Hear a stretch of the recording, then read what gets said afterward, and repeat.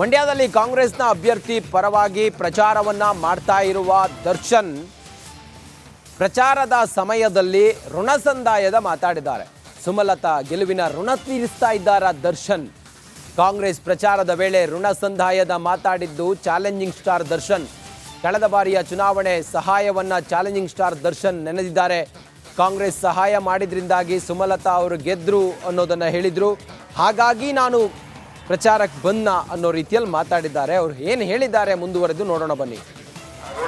ಚುನಾವಣೆಯಲ್ಲಿ ಇವರೆಲ್ಲ ಹಿಂದೆ ನಿಂತು ನಮ್ಮ ತಳ್ಳಿದಕ್ಕೆ ನಾವು ಇಲ್ಲಿವರೆಗೂ ಬಂದಿದ್ದಾನ, ಇಲ್ಲ ಅಂದ್ರೆ ಖಂಡಿತ ಇಲ್ಲ.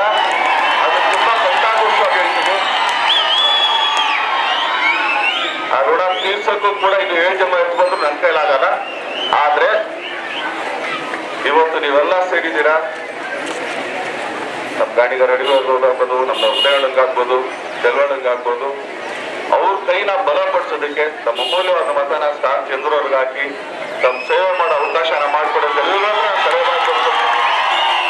ಚುನಾವಣೆಯಲ್ಲಿ ಇವರೆಲ್ಲ ಹಿಂದೆ ನಿಂತು ನಮ್ಮ ತಳ್ಳಿದಕ್ಕೆ ನಾವು ಇಲ್ಲಿವರೆಗೂ ಬಂದಿದ್ದಾನ, ಇಲ್ಲ ಅಂದ್ರೆ ಖಂಡಿತ ಇಲ್ಲ. ಅದು ತುಂಬಾ ಸಂತಾಗೋಷ್ಠಿ.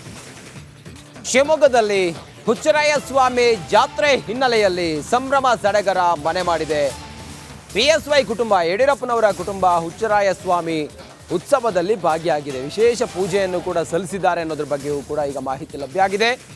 ಶಿವಮೊಗ್ಗದಲ್ಲಿ ಹುಚ್ಚರಾಯ ಸ್ವಾಮಿಯ ರಥೋತ್ಸವದ ಹಿನ್ನೆಲೆ ಯಡಿಯೂರಪ್ಪ ಅವರ ಕುಟುಂಬ ಭಾಗಿಯಾಗಿದೆ. ದೇವಸ್ಥಾನಕ್ಕೆ ಭೇಟಿ ನೀಡಿ ಪೂಜೆಯನ್ನು ಸಲ್ಲಿಸಿದ್ದಾರೆ ಬಿಎಸ್ವೈ ಕುಟುಂಬದ ಆರಾಧ್ಯ ದೈವ ಹುಚ್ಚರಾಯ ಸ್ವಾಮಿಯ ರಥೋತ್ಸವ ಇವತ್ತು. ಶಿಕಾರಿಪುರದಲ್ಲಿರುವ ಹುಚ್ಚರಾಯ ಸ್ವಾಮಿ ದೇವಸ್ಥಾನಕ್ಕೆ ಯಡಿಯೂರಪ್ಪನವರು ಹೋಗಿ ಪೂಜೆ ಮಾಡಿ ರಥೋತ್ಸವದಲ್ಲಿ ಇವತ್ತು ಭಾಗಿಯಾಗ್ತಾರೆ. ಹುಚ್ಚರಾಯ ಸ್ವಾಮಿ ದೇವಸ್ಥಾನಕ್ಕೆ ಯಡಿಯೂರಪ್ಪನವರ ಇಡೀ ಕುಟುಂಬವೇ ಹೋಗಿದೆ ಅನ್ನೋದ್ರ ಬಗ್ಗೆ ಈಗ ಮಾಹಿತಿ ಸಿಕ್ಕಿದೆ. ವಿಶೇಷ ಪೂಜೆಯನ್ನು ಕೂಡ ಸಲ್ಲಿಸಿದ್ದಾರೆ ಯಡಿಯೂರಪ್ಪ.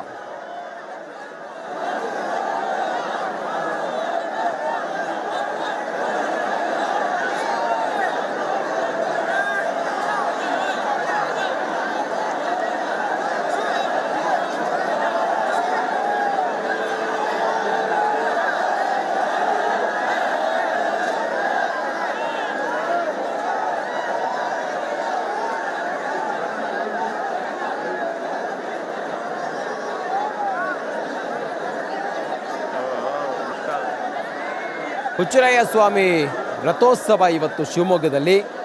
ರಥೋತ್ಸವದಲ್ಲಿ ಯಡಿಯೂರಪ್ಪನವರ ಕುಟುಂಬ ಇವತ್ತು ಭಾಗಿಯಾಗಿದೆ. ದೇವಸ್ಥಾನಕ್ಕೆ ಭೇಟಿಯನ್ನು ಕೊಟ್ಟು ಯಡಿಯೂರಪ್ಪನವರು ವಿಶೇಷ ಪೂಜೆಯನ್ನು ಸಲ್ಲಿಸಿದ್ದಾರೆ. ಬಿಎಸ್ವೈ ಕುಟುಂಬದ ಆರಾಧ್ಯ ದೈವ ಹುಚ್ಚರಾಯ ಸ್ವಾಮಿ ಶಿಕಾರಿಪುರದಲ್ಲಿರುವ ಹುಚ್ಚರಾಯ ಸ್ವಾಮಿ ದೇವಸ್ಥಾನದಲ್ಲಿ ರಥೋತ್ಸವಕ್ಕಾಗಿ ಯಡಿಯೂರಪ್ಪನವರು ಫ್ಯಾಮಿಲಿ ಸಮೇತ ಹೋಗಿದ್ದಾರೆ. ವಿಶೇಷ ಪೂಜೆಯನ್ನು ಕೂಡ ಸಲ್ಲಿಸಿದ್ದಾರೆ.